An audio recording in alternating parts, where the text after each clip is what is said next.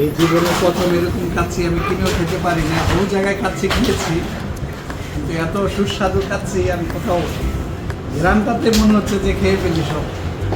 আসসালামু আলাইকুম, চলে আসলাম একটি ফ্যামিলি দাওয়াত ব্লগে। তো ঈদের পরে কাউকে তেমন দাওয়াত দেওয়া হয়নি, তো সেই সুবাদে আমার আম্মু আমার চাচাদেরকে দাওয়াত দিল, বলল সবাই সপরিবারে চলে আসতে। তো এরকম আমরা সবাই একসাথে করে খাবার খাচ্ছি। অবশ্য এখানে আইটেমটা ছিল হচ্ছে কাচ্চি রান্না করেছিল গরুর মাংসের বাসমতি চাল দিয়ে, এবং সালাদ ছিল, সাথে বোরহানিও রান্না করা হয়েছিল। তো কাচ্চিটা রান্না করেছিল আমার হাজব্যান্ড, সে খুবই ভালো কাচ্চি রান্না করতে পারে।